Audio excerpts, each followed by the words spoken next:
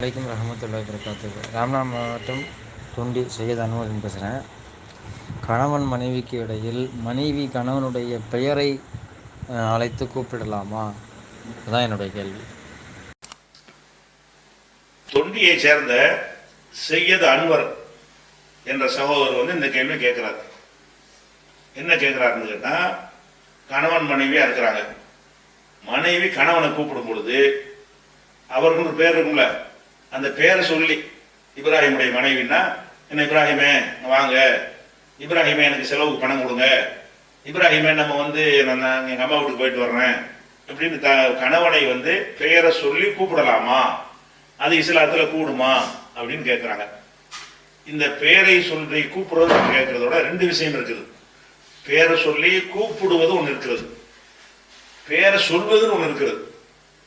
அதை சொல்லக்கூட கூடாதுங்கிற நம்பிக்கை மக்கள்கிட்ட இருக்குது. என்ன, கணவன் பேர் என்ன செய்ய மாட்டாங்க, சொல்ல மாட்டாங்க.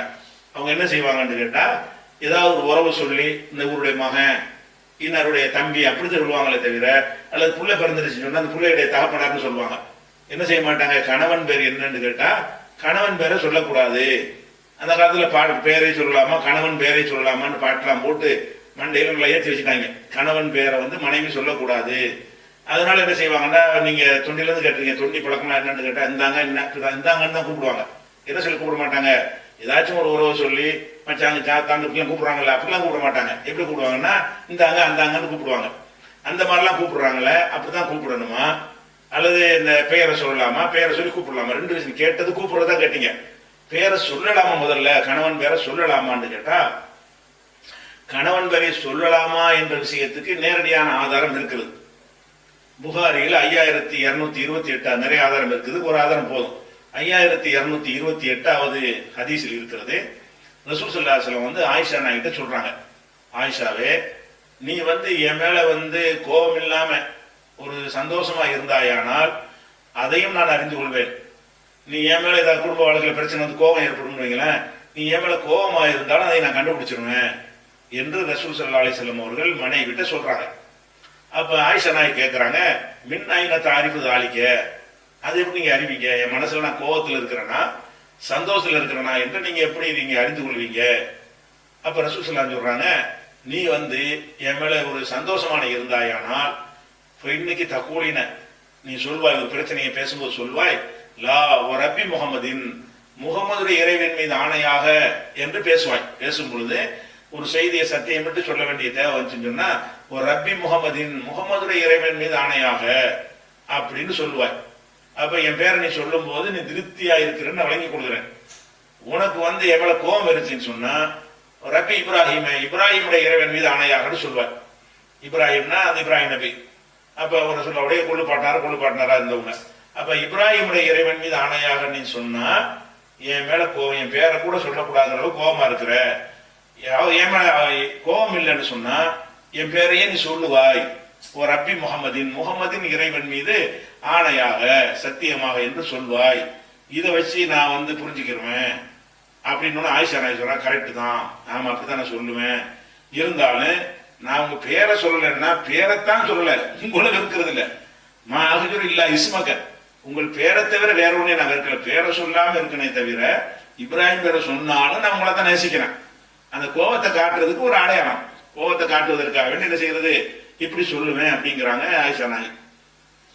அப்ப ஒரு கணவன் பேரெல்லாம் விடுங்க, ரசூல் ஸல்லல்லாஹு அலைஹி வஸல்லம் அவர்களுக்கு கணவர்ங்கிற தகுதிக்கு மேல என்ன இருக்கிறது, இறை தூதர்ங்கிற ஒரு தகுதி இருக்கிறது. அவ்வளவு பெரிய உயர்ந்த ஒரு தகுதியில வேற இருக்கிறாங்க. பிளஸ் கணவராக வேற இருக்கிறாங்க. பிளஸ் மனைவியை விட மிக மிக அதிக வயசு கூடியவர்களாகவும் இருக்கிறார்கள். அப்படிலாம் இருந்தும் கூட கணவர் பெயரை ரசூல் ஸல்லல்லாஹு அலைஹி வஸல்லம் ஆயிஷா நாய் சொல்லி இருக்கிறார்கள். ஒரு ரப்பி முகமதின், முகமதின் இறைவன் மீது ஆணையாக நான் சொல்கிறேன் அப்படின்னு எல்லாம் பேசுவார்களாம். எப்படி புருஷன் பேரை சொல்றேன்னு யாரும் கேட்டதில்லை, ரசூலுல்லாஹ் கேட்டதில்லை. அதையும் ஒரு அடையாளமா சொல்லி காட்டுறாங்க. அதனால ஒரு கணவர் பேரை கேட்டு வந்தாங்க, சென்சஸ் இருக்க வர்றாங்கன்னு வைங்களேன், சென்சஸ் கணவர் பேர் என்ன மாட்டா என்ன செய்வாங்க, பக்கத்து விட்டு கூப்பிடுவாங்க, புருஷன் பேரை சொல்லு அப்படின்னு சொல்லுவாங்க. அதெல்லாம் தேவையற்ற, இதெல்லாம் மூட நம்பிக்கை. அந்த கணவனை தெய்வம் மாதிரி ஆக்கி, வழிபாட்டுக்குரியவனா ஆக்கி, அந்த பேரை கூட சொல்லக்கூடாதுங்கிற அளவுக்கு நிப்பாட்டி போறது பிற மதத்தவர்கள் பெண்கள் மீது திணித்த ஒரு கொடுமையான ஒரு பக்தி. அது அந்த பக்தி இஸ்லாத்தில் கிடையாது. அவங்க என்ன செய்யலாம்னு கேட்டா, கணவன் பேர் என்னன்னா, கணவன் வந்து இஸ்மாயில்னா இஸ்மாயில் சொல்லுங்க, இப்ராஹிம்னா இப்ராஹிம் சொல்லுங்க. அப்போ கணவர் பேரை சொல்லக்கூடிய நேரத்துல இப்ராஹிம் வந்தாங்க, வந்தாரு போனாலும் கண்ணியமா சொல்லிட்டு போங்க. இப்ராஹிம் வந்து மீன் வாங்கிட்டு வந்தாரு, அப்புறம் கறி வாங்கி போயிருக்காரு அப்படின்னு சொல்லலாமான்னு கேட்டா தாராளமா சொல்லலாம். நம்மளா சொல்லாம இருக்கிறோம். அது வந்து மார்க்கத்துல உள்ளது நினைச்சிட்டு சொல்லாம இருந்தா குற்றமாய் போயிடும். உங்களுக்கு பிடிக்கல சொல்லாம இருந்தா அது ஒரு விஷயம். மார்க்கத்தில் அதுக்கு தடை இருக்குதான்னு கேட்டா தடை இல்லை. ஒண்ணும் தடை இல்லை, இல்ல அனுமதி இருக்குது. சொல்லலாம்ங்கிறது கணவன் பேரை மனைவிமார்கள் சொல்லலாம், அனுமதி இருக்குது. சொல்லி கூப்பிடுறதற்கு தவணிக்கிறான், கூப்பிடுறதற்குல அவங்க பேரை சொல்லி கூப்பிடுற விஷயத்தை எடுத்துக்கிட்டீர்களே, ஆனால் அதை பொறுத்த வரைக்கும் கணவன் பேரை சொல்லக்கூடாது என்கிற மாதிரியான எந்த ஒரு ஹதீஸும் குர்ஆன்ல ஹதீஸும் கிடையாது, குர்ஆன்லயும் கிடையாது. கணவன் பேரை சொல்லி கூப்பிடுங்க என்றும் கிடையாது, நேரடியாக சொல்லி கூப்பிடுவது. ஆனால் அரபு சமுதாயத்தை பொறுத்த வரைக்கும் வந்து அந்த பேரை சொல்லி கூப்பிடுறது ரொம்ப சாதாரணமா இருந்தது. நம்ம சமுதாயத்துல வந்து தமிழ் சமுதாயத்துல உலகத்தினுடைய பல சமுதாயத்துல செய்வாங்கன்னா அவரை வந்து அவருக்குன்னு ஒரு தகுதியான ஒரு பட்டம் வச்சிருப்பாங்கல்ல, அதைத்தான் சொல்லி கொடுவாங்க. உதாரணமா இப்ப வந்து மோடி இருக்காரு, பிரதமரா இருக்காரு, அவர் இங்க வர்றாரு, எந்த கட்சிக்காக அவங்க கட்சியை சேர்ந்த இவ்வளவு பெரிய பிரமுகரா இருந்தாலும் என்ன நரேந்திர மோடியேன்னு சொல்லுவாங்களா? கூப்பிடும்போது பிரதமர் அவர்களே, தலைவர் அவர்களே அப்படின்னு சொல்லுவாங்க. ஒரு முதலமைச்சர் இருக்காரு, அவருடைய கிளாஸ்மேட்டாவா இருந்தா கூட என்ன எடப்பாடி பழனிசாமியே அப்படி கூப்பிட மாட்டோம். இது வந்து நம்ம நாட்டுல வந்து புருஷன் மனைவி கூப்பிடுறது சொல்லுங்க, எவனை வந்து பெரிய ஆளுகளை கூப்பிடக்கூடாது அப்படி வச்சிருக்கணும். எவனா இருந்தாலும் கருணாநிதியே, எம்ஜி ராமச்சந்திரனே அப்படின்னு சொல்லி கூப்பிடுவது பேரை சொல்லுவாங்க. கருணாநிதி அவர்கள் சொன்னார்கள் என்று படக்கையாக அவருடைய பெயரை குறிப்பிட்டு பேசுவது என்பது வேறு. அவரை கூப்பிடுவாங்களான்னு கேட்டா அவங்களோட வயசு கூட உள்ள ஆட்களா இருந்தா வேணா கூப்பிடுவாங்க, சம அந்தஸ்துல இருந்தா கூப்பிடுவாங்க. அப்படி இல்லாம இருந்தா கூப்பிடுற வழக்கம் இங்க கிடையாது. அதனால அந்த புருஷனை மட்டும் இப்படி கூப்பிடுறதுங்கிற ஒரு விஷயத்தினால இங்க கூப்பிடுறது இல்லை.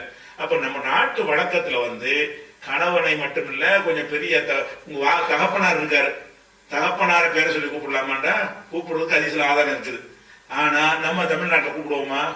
தகப்பனார சொல்லி உங்க பேரை சொல்லி இஸ்மாயிலுடைய மகனிங்க என்ன இஸ்மாயில் நல்லா இருக்கீங்களா அப்படி கேட்போமா? தந்தையே வாப்பா அம்மா அப்படின்னு சொல்லி அத்தாவின்னு சொல்லி கூப்பிடுவோமே தவிர கூப்பிடக்கூடிய நேரத்துல வந்து நம்ம வந்து பெரிய ஆட்களை பேரை சொல்லி கூப்பிட மாட்டோம். அப்படி இருக்கும் பொழுது அதெல்லாம் ஒரு பழக்கத்துல இருந்துச்சுன்னு சொன்னா கணவனையும் பேரை சொல்லி கூப்பிட்டீங்கன்னா சகஜமாக போய்விடும். யாரையும் பேரை சொல்லி கூப்பிட மாட்டீங்க, புருஷனா இருந்தா மட்டும்தான் கூப்பிடுவீங்கன்னு சொன்னா இங்க உள்ள பண்பாட்டு பிரகாரம் என்ன ஆகுன்னு அந்த மட்டம் நம்மளை இழிவுபடுது. நான் என்னையும் பேரை சொல்லி கூப்பிடுவியா? அந்த பேரை சொல்லி கூப்பிடுவது வந்து கேவலம்ங்கிற மாதிரியான ஒரு கருத்துருவாக்கம் உலகத்தில் பல மொழிகள்ல இருக்கிறது. அரபிகிட்ட கிடையாது. நபிகள் நாயகத்தை என்ன செய்வாங்க, உதவி கேட்டு வரும்போது முகமது எங்களுக்கு நல்லபடியா தாங்கன்னு கேட்பாங்க. முகமதுன்னு சொல்லி பேரை சொல்லி முகமதுன்னு சொல்லி பேரை சொல்லுவாங்களா? நம்ம சொல்லுவோமா? தமிழ் மரபுல வந்தவர்களால் வந்து முகமதுன்னு கூப்பிட முடியாது, இன்னைக்கு கூட கூப்பிட முடியாது. முகமதுன்னு அழைக்கலாமான்னா அப்படியே ஜீர்ணிக்க முடியல நம்மளால. ஆனால் எத்தனை ஹதீஸ்ல யா முகமது நான் ஒரு கேள்வி கேட்க வந்திருக்கிறேன், நான் கடுமையா கேட்பேன், ஒழுங்கா பதில் சொல்லு அப்படின்னு சொல்லி சேர்ந்து கேட்டிருக்கிறாங்க. துண்டை மேத்துண்டை பிடிச்சி இழுத்து பிடிச்சுக்கிட்டு எனக்கு உதவி சரியா இல்லையா என்று கேட்டிருக்கிறார்கள். அப்ப ரசூல் ஸல்லல்லாஹு அலைஹி வஸல்லம் அவர்களையே எல்லாரும் பேரை சொல்லி கூப்பிட்டு இருக்கிறாங்க. அது எத்தனை சகாபாக்கள் வந்து தங்கள் தகப்பன்மார்களை பேரை சொல்லி கூப்பிட்டு இருக்கிறாங்க. அப்ப இந்த பேரை சொல்லி கூப்பிடும் பொழுது பாத்திமா நாய் கூட வா முகமதா தந்தையே முகமதேன்னு நினைச்சிருக்கிறாங்க. அந்த அவங்க மரண வேளையில் இருக்கும்போது கூப்பிட்டு இருக்கிறாங்க. அந்த மாதிரி எல்லாம் இருக்கும் பொழுது பேரை சொல்லி கூப்பிடுதல் என்பது அந்த மொழியில கூப்பிட்டீங்கன்னா அவங்களுடைய பழக்க வழக்கத்துல இது மரியாதை குறைவானது என்று அவங்க நினைக்க மாட்டார்கள். இங்க நீங்க பேரை சொல்லி கூப்பிட்டீங்கன்னு சொன்னா கூட்ட தடையெல்லாம் குற்றம்லாம் கிடையாது. அப்படி நினைத்தால் உங்களுடைய இல் வாழ்க்கையில என்ன செஞ்சிடக்கூடாது, என்ன நம்ம பேரை நம்ம என்ன வயசு இவளுக்கு என்ன வயசு பேரை சொல்லி கூப்பிடுறாள் அப்படின்னு நினைத்து அது உங்களுடைய லைஃபை பாழாக்கிற மாதிரி இருக்குமே. ஆனால் அதை தவிர்த்து கொள்ளுங்கள். உங்க நன்மையை நாடிதான் சொன்னால் அல்ல கேள்வி கேட்க மாட்டான். பேரை சொல்லி பேரை வைக்கிறதே சொல்லி கூப்பிடுறதுக்காக தான். அதனால வேற எதுக்கு இந்த பேர் வைக்கிறாங்க, அழைக்கிறது தான் அந்த பேரு. ஆனால் நம்ம தமிழ் மரபுல அதிகமான தமிழ் மரபு மட்டும் இல்ல, உலகத்துல அதிகமான மக்கள்கிட்ட கிடையாது. மேற்கத்திய உலகம் மிஸ்டர் போட்டு யாரா இருந்தாலும் பேரை சொல்லிடுவாங்க. Mister Gandhi, mister Jinnah, mister Trump நம்ம கூப்பிடலாம். அந்த நாட்டுல போய் அவன் வந்து என்ன பேரை சொல்லி கூப்பிடுறன்னு கேட்க மாட்டான். நம்ம நாட்டுல எப்படின்னு சொன்னா அந்த கூளை கும்பிட்டு ஜாஸ்தியா போடுவாங்க. அந்த மாதிரி கூணி கூறி தான் என்ன செய்வாங்க, பெரியவர்களை மதிக்கிறவங்க பேர்ல நடப்பாங்க. அப்படியான ஒரு அமைப்புல இருக்கக்கூடிய நேரத்துல கூப்பிடுற வழக்கமே இல்லாத ஒரு ஊர்ல போயிட்டு கணவனை மட்டும் பேரை சொல்லி கூப்பிட்டா அந்த கணவன் உள்ளத்துல என்ன வரும்னு கேட்டா அது 4 பேருக்கு மத்தியில வச்சு கூப்பிட்டா இவனுக்குள்ள மரியாதை பாத்தியா, புருஷனை பேரை சொல்லி கூப்பிடுற அளவுக்கு இவன் ஒரு அடிமையா இருக்கிறான்னு சொல்லி அப்படியான ஒரு விமர்சனங்கள் வரும். அந்த அடிமைத்தனத்துக்கு அடையாளம் இல்லை. ஆனால் வயசுல ஆம்பளை வயசு கூடவாகவும் பெண்ணு கம்மியா வயசு இருக்கிறதுனால இப்படி சொல்லும் போது அப்படி ஒரு கருத்து வரும் என்று இருந்தால், அதனால கணவனுக்கு மனைவியின் மீது ஒரு நம்மளை வந்து அலட்சியப்படுத்துறாங்க என்று ஒரு வெறுப்பு வரும் என்று இருந்தால் அப்படி கூப்பிடாதீங்க, தவிர்த்துட்டு போங்க. கணவர் ரெண்டு கூப்பிடுங்க. கணவர் ரெண்டு கூப்பிடுற தப்பு கிடையாது, அப்படி அழைச்சிட்டு போங்க. அப்படி ஒன்று வராது. இன்னும் சில பேர் என்ன செய்யறாங்கன்னா, அதிகமான விருப்பம் உள்ளவங்க வந்து கணவனை என் பேரை சொல்லி கூப்பிடுன்னு சொல்லுவான். அது ஒன்று அதை ஒரு பிரிச்சு விரிதமா எடுத்துக்கொள்ள மாட்டானோ அதெல்லாம் கூப்பிட்டு போங்க.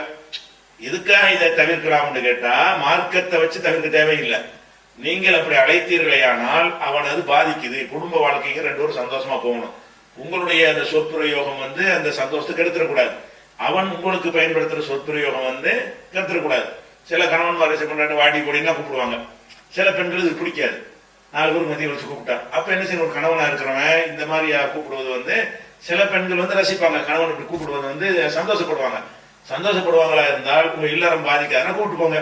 சில பேருக்கு சொன்னா என்ன இப்படி என்ன கண்ணி மரியாதை இல்லாம என்ன கூப்பிடுற, என் ஃப்ரெண்ட்ஸ் எல்லாம் வந்திருந்தாங்க, அவங்க முன்னில் இந்த மாதிரி என்னை கேவலப்படுத்திட்டேன்னு நினைப்பாருன்னு சொன்னா ஏன் அப்படி போவான்னு சொல்ல வேண்டியதானே, போடி வாடியதுக்கு. இப்படி இது கூப்பிடுற விஷயத்தை பொறுத்த வரைக்கும் என்ன அளவு கொண்டு கேட்டா, அதுல வந்து மார்க்கத்தில் யாரும் யாரையும் இப்படி வேணாலும் கூப்பிடலாம், தப்பே கிடையாது. இந்த போடி போங்கிறதெல்லாம் தமிழுக்கு தான் உண்டு. அரபியில வந்து யாரா இருந்தாலும் போதான், மரியாதைக்குரியவரா இருந்தாலும் போ. மரியாதை டி போட்டு அடிஷனலா சேர்க்கிறோம்ல, அப்படியான ஒரு சொற்பிரயோகமே அரபு மொழியில கிடையாது. போடா வாடாலும் கிடையாது, போவாதான். ரசூலுல்லாஹ் பார்த்து சொன்னாலும் போதான், போங்கன்னு சொல்ல வேண்டியதுக்கு பதில் அடிச்சுவாங்க போதான். அப்ப யாரை பத்தி பேசினாலும் என்ன செய்வாங்க, போவான்னு பேசுவாங்க அவங்க. அது அந்த சொல்ல இருக்குது. 2 வகையான சொல்லு இருந்தா தான் ஏன் அதை சொல்லல இது சொல்லு கேட்பாங்க. அவங்கள்ட்ட இருக்கிறதுலாம் என்ன, போவாதான் இருக்குது. போங்கல் வாங்கன்னு நிறைய பேருக்கு சொல்லுவாங்க, பன்மைக்கு சொல்லுவாங்க. அதே மாதிரி இந்த அவன் இவன் நம்ம சொல்றோமே, சொல்லுவோமா யாரையாச்சும் ஒரு ஆளு தகப்பனார் பேரை சொல்லி அவன் வந்தான்னு சொல்லுவீங்களா? அரபில சொல்லுவாங்க அப்படியே. ஏன்னு கேட்டா அங்க வந்து எல்லாருமே அவன் தான். அல்லாவுக்கு அவன் தான், இப்லீஸுக்கு அவன் தான், ரசூலுல்லாஹ் சொன்னாலும் அவன் தான். அதுக்கு அதுல வித்தியாசமான சொல்லு இல்லை. உதாரணமா கால சொன்னான், கால அல்லாஹ் சொன்னான், கால இப்லீஸ் சொன்னான், கால முகமது. நம்ம தமிழ் மொழிபெயர்ப்பு சொன்னார்னு சொல்லிக்கிறோம். அவனுக்கு பொருள் 3மே காலம் தான். 3 என்னது, சொன்னான்ங்கிற வார்த்தை தான் பயன்படுத்துறாங்க. அவங்களுக்கு மரியாதை குறைவு இல்லை. ஏன் இல்ல, அவன்கிட்ட 2 இல்லையே, சொன்னார்கள் ஒண்ணு சொன்னான்னு ஒண்ணு. சொன்னார்கள் நிறைய பேருக்கு உள்ளது, சொன்னான்னா ஒரு ஆளுக்கு உள்ளது. இந்த மரியாதை பண்புங்கிற டாபிக் வந்து நம்ம பாஷையில தான் இருக்கிறது, அவன் பாஷையில இல்ல.